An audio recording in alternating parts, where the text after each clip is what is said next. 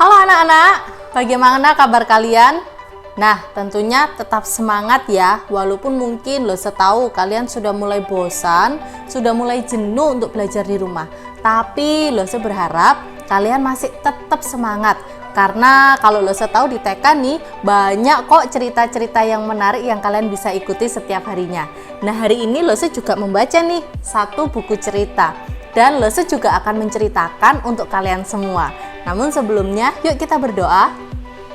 Bapa di surga, terima kasih Tuhan masih memberi kesehatan kepada setiap anak-anak kami.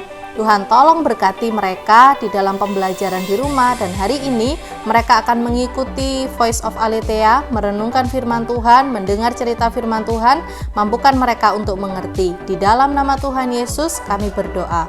Amin. Anak-anak, mau mulai nih ya ceritanya. Nah, ada sebuah pegunungan Efraim.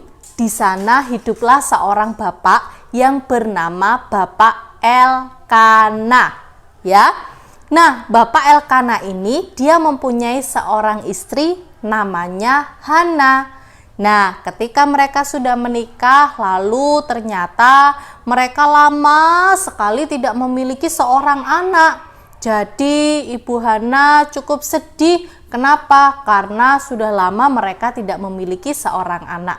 Selain Hana, ada juga yang namanya Penina, yang juga istri dari Bapak Elkana. Dari Penina inilah Bapak Elkana memiliki banyak anak. Nah, ketika terus berjalan waktu, Ibu Hana ini sangat sedih. Kenapa? Karena masih belum juga memiliki seorang anak. Bahkan Penina suka mengejek si Ibu Hana. Ih, kamu ndak punya anak, ih kamu payah nih, kamu ndak punya anak. Sehingga itu yang membuat hati Ibu Hana ini sedih. Hati Ibu Hana ini sangat sedih dan Ibu Hana ini selalu menangis.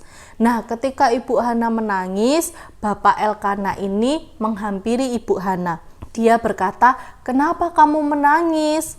Lalu Ibu Hana tidak menjawab. Ibu Hana hanya menangis. Dan kalian tahu, Ibu Hana itu selalu berdoa kepada Tuhan. Satu kali Ibu Hana ini sudah sangat sedih.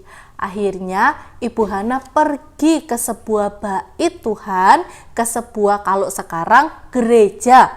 Ibu Hana pergi ke bait Allah, lalu Ibu Hana berdoa sambil menangis kepada Tuhan, mencurahkan seluruh isi hatinya kepada Tuhan, dan Ibu Hana berdoa begini, "Tuhan, tolong berikan kami seorang anak.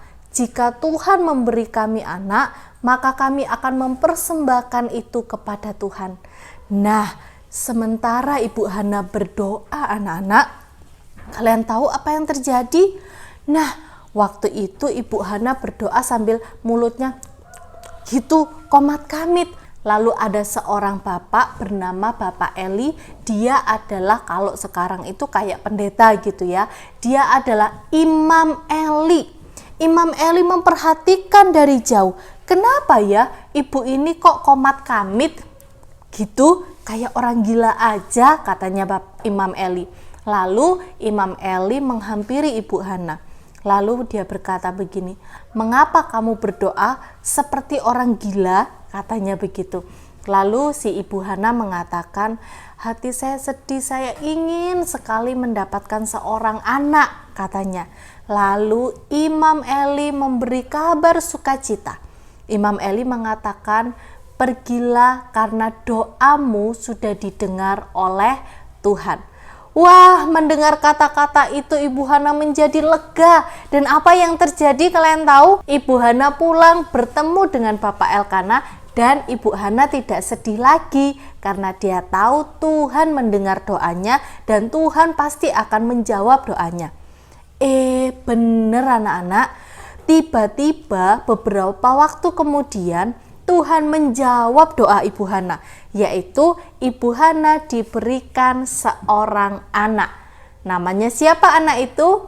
Ya, dia adalah Samuel. Nah, anak-anak, kalau kita melihat Ibu Hana ini selalu berdoa kepada Tuhan. Dan berdoanya nggak main-main, berdoanya tuh sungguh-sungguh kepada Tuhan. Dia menyampaikan apa yang menjadi isi hatinya kepada Tuhan, sehingga Tuhan menjawab doanya.